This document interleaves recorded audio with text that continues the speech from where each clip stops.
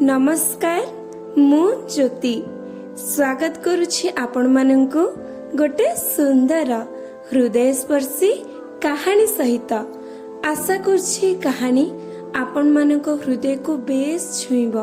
ताहाले चलंतु। गोटे ग्राम रे राधु एवं माधव दुई जण भल बंधु थिले। सेमाने दुई जण गोटे मिल फैक्ट्री रे कार्य करुथिले। राधु सबुबले कोटिपति हेबाकु चेष्टा करे।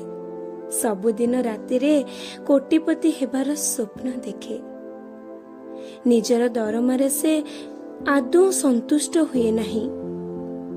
हेले अपर पक्षरे माधव संपूर्ण अलगा।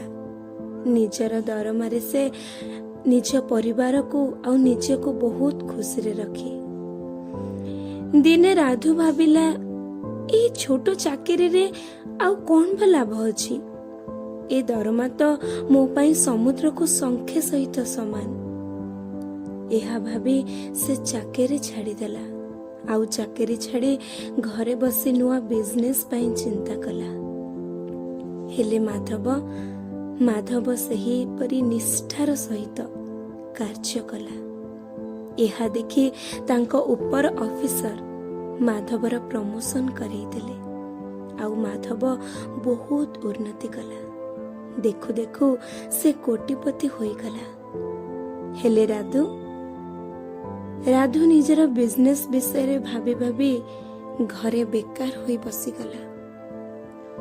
हाँ बंधु, बेले बेले आमे किछि बड़ पाइबार आशा रे छोट छोट जिंस जो गुड़ाक कि आमको सफलतार सोपान रे पहुंचेब जो माध्यम, से माध्यम को ही आमे अणदेखा करि दियंती।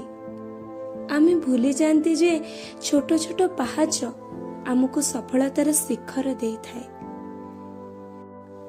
जो माने छोट छोट पहाच न चढ़ी जीवन रे बाधा विघ्न को सामना न करी शीघ्र जाइकिरी सफलतार सोपान रे पहुंचे जाती, से माने ही शीघ्र तळको खसिबार चांस थाए।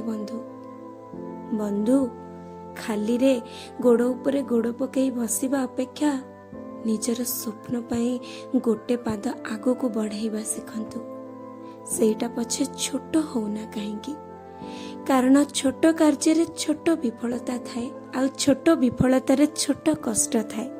हेले बड़ पाइबार आशा रे बड़ विफलता थाए आ बड़ कष्ट मध्य थाए। तो एबे आपण माने कहंतु कोटा ठीक रहिले। नमस्कार।